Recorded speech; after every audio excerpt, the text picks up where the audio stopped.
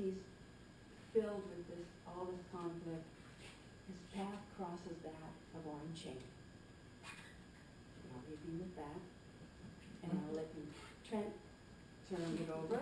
And he's going to, because this is a historical society and your connection is Oren Cheney, I want Trent to talk about his role and how it fits so perfectly in telling Elijah's story.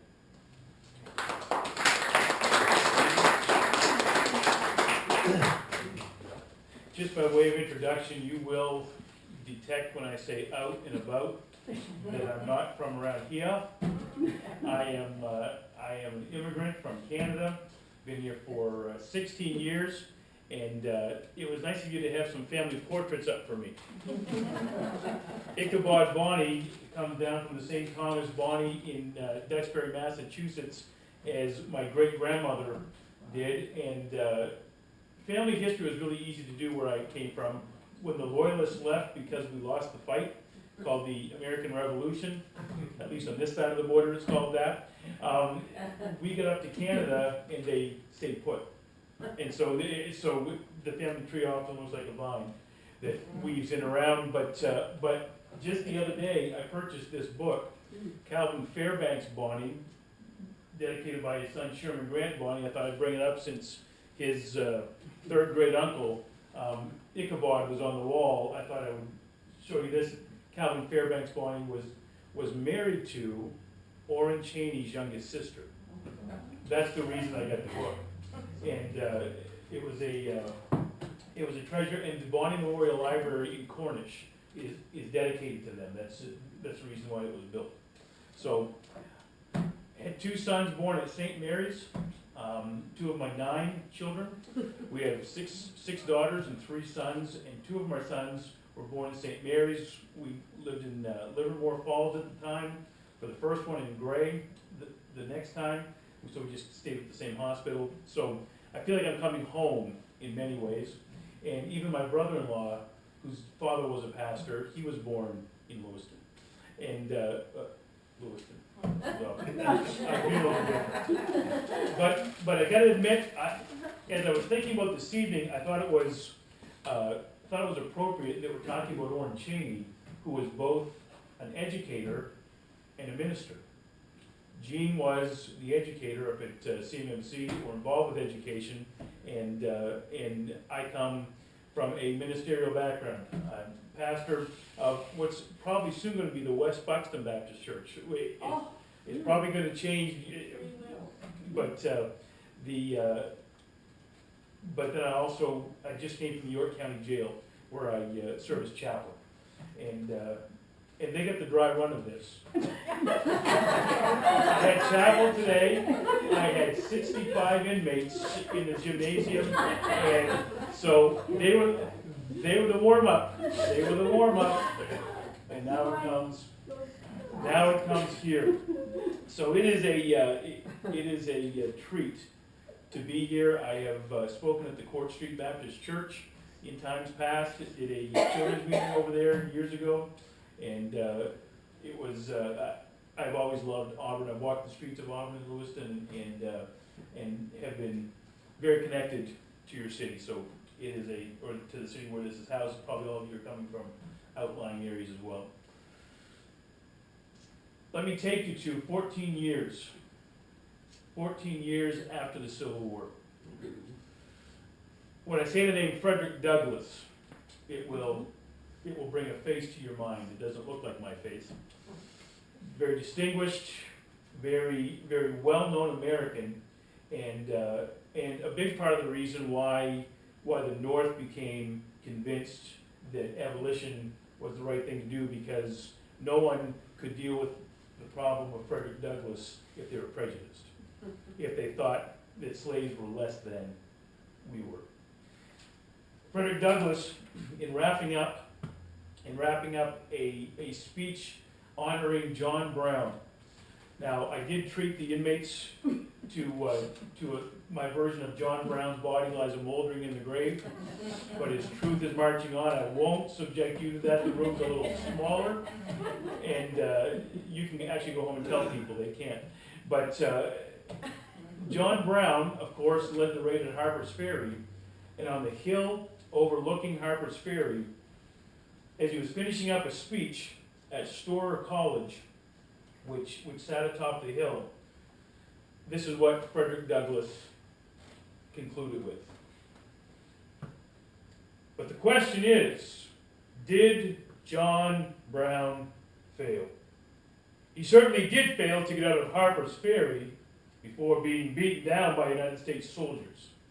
He did fail to save his own life and to lead a liberating army into the mountains of Virginia. But he did not go to Harper's Ferry to save his life. The true question is, did John Brown draw his sword against slavery and thereby lose his life in vain? And to this, I answer 10,000 times, no.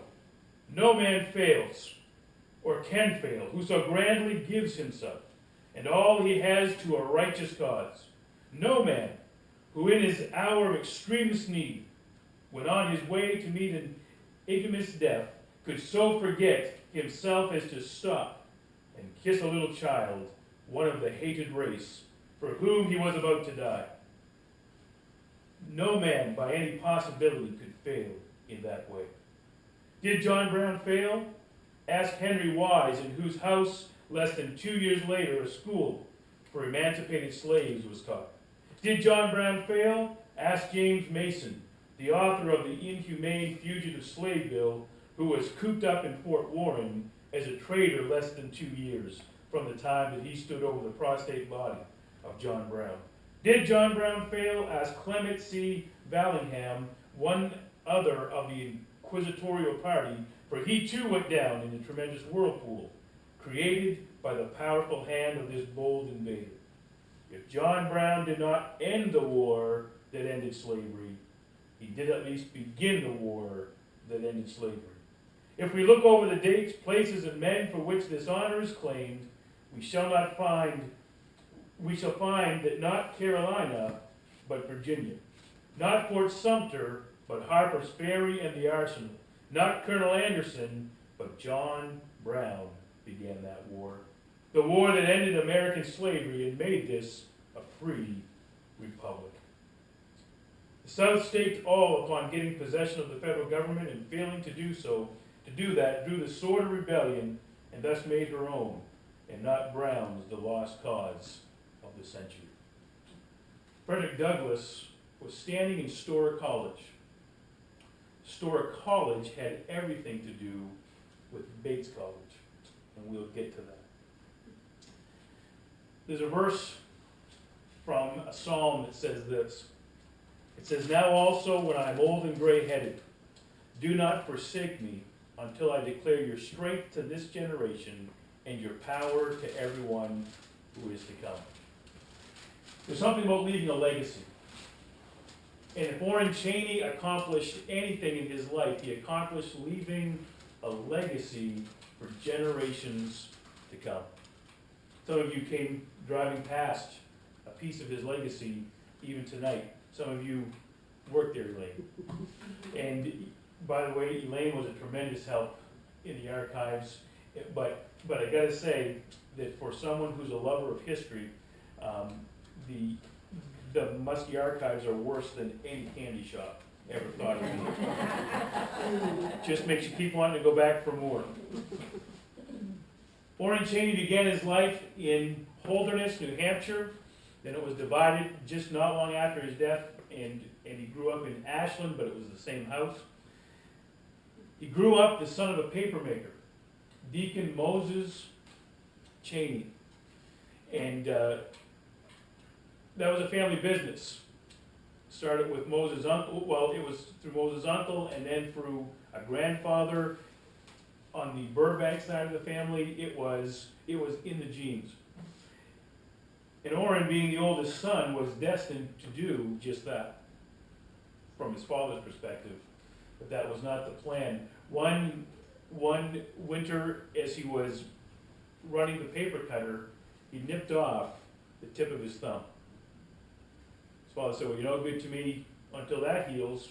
I guess we'll send you to school."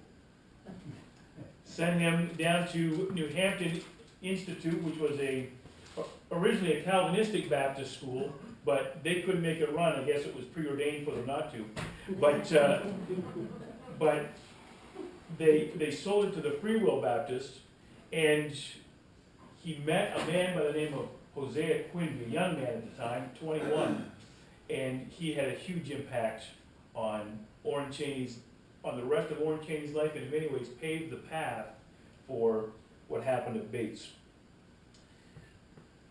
After he spent a few years at New Hampton in the wintertime, going back home to help with the paper industry, he got to go to Parsonsfield Seminary in Parsonsfield, Maine. The first ever seminary, and keep in mind seminary, of course, and you're historians, you know, it's a preparatory high school in that time, run by a church group, and this was the First Freewill Baptist School that had been started, and he shows up for a year. It was a little too far from home for Oren, but the interesting thing is while he's there, his cousin from back home in Ashland said, how can we go to such a beautiful building, beautiful meeting house for church here, and we have next to nothing at home? At the age of 12, he said, we'll make sure that changes when we go home. And they built the Ashland Freewill Baptist Church that still stands today on top of a boulder that Oren used to play on his dad's farm property. And church still stands, still ongoing today. 12 years of age, he went home and rallied the men and said, we better do something better than what we've got. Oren was a man who was a builder. From the time he was 12, we saw a need and kind of figured out how to make things happen.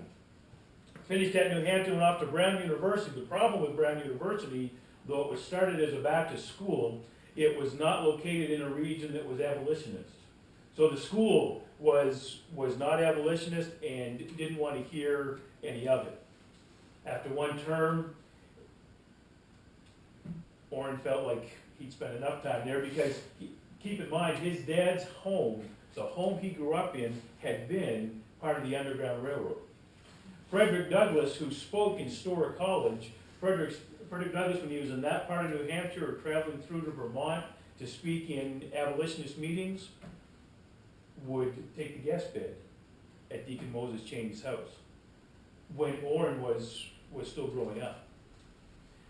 All kinds of abolitionists made that their home because they knew that the Cheney household was a safe haven just before the slaves made the last push up into a wonderful country that sheltered them called Canada.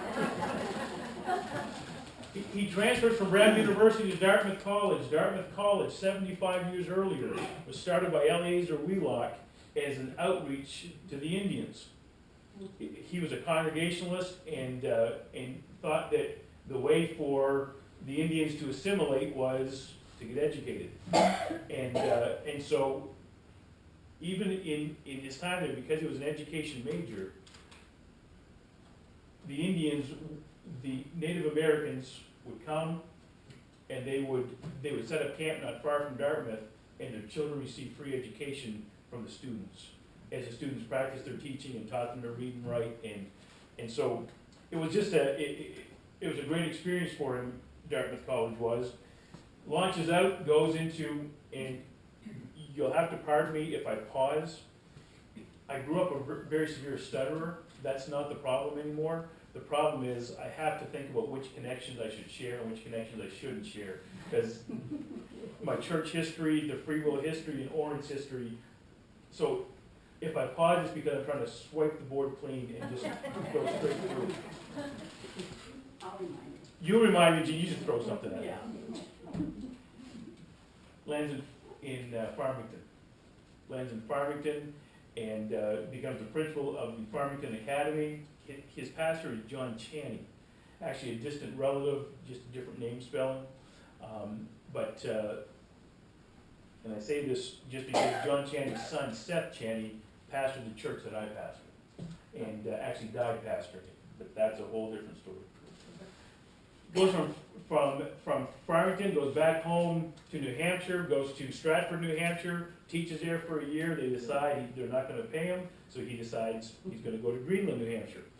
In Greenland, New Hampshire, he begins to attend the Northampton Freewill Baptist Church. They didn't have a minister, and they said, "You're the most educated man here, you can preach." He preached once, did an awful job, told him he wouldn't be doing it again. One of the elders said, "You most certainly will be doing it again, or God will rain wrath on your head." Cheney decided he would do that.